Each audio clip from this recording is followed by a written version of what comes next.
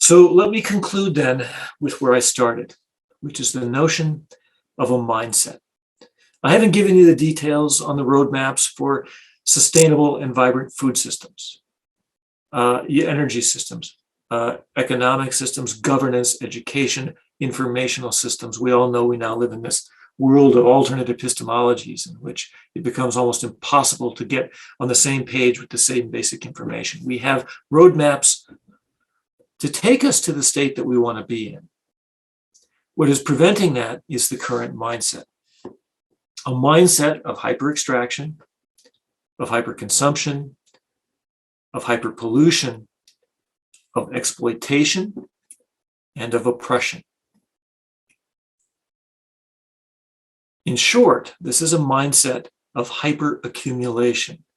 It's a mindset of more, always more. We need to replace that with new goals. Our goal of more needs to be replaced with goals of sustainable and just and vibrant. This is not simply the moral, spiritual, preferred goal or mindset. It is required by the science.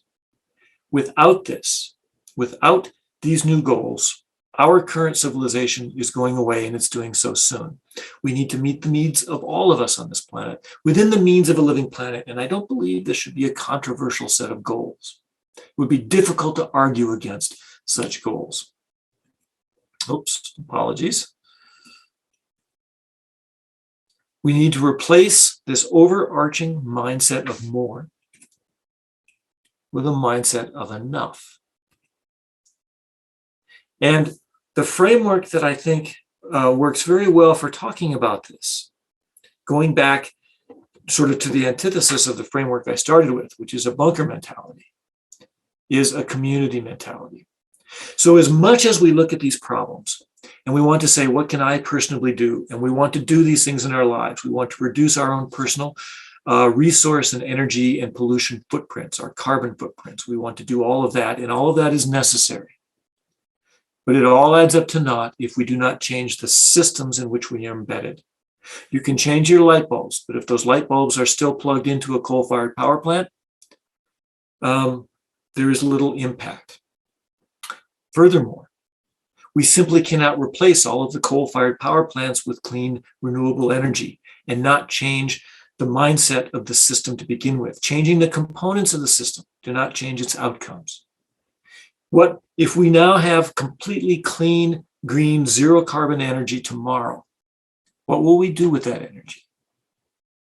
And the answer is, in the current paradigm, we will do exactly the same thing with the clean energy that we did with the dirty energy, which is to hyper-extract, hyper-consume, and hyper-pollute, and oppress, and exploit. The notion of personal sufficiency, articulated by the environmental journalist George Monbiot, and public luxury, I think, is an excellent framing for this. The notion is we want a world in order to be just and vibrant and sustainable. We want personal sufficiency in our lives, a good place to live, enough food, access to living wage, vibrant employment. And we don't need extreme wealth, and we don't need it because we have public luxury. We invest in the education systems, the healthcare systems, the childcare, the elder care, so that we enjoy that as a community. Pastor Masser mentioned cathedrals, and Dr. Wirkspa mentioned an education system built on the principles of vibrancy and sustainability and justice as articulated in Scripture. I will answer Dr. Wirkspa with Pastor Masser, and that is to say, what would our school systems look like if they were built like this? They would look like cathedrals. They would look like cathedrals. We want personal sufficiency and public luxury. We know how to do an economic system that doesn't need to grow to thrive. We know how to do food systems based on the well-being of people, not on profit for shareholders. So the answer is, what is the mindset? The mindset is systems, and the mindset is community. We build strength and robustness and resilience in community. And we rely on those strong communities to give us the security that we need in health and in employment and in political voice and in vibrancy in our personal lives, et cetera, et cetera.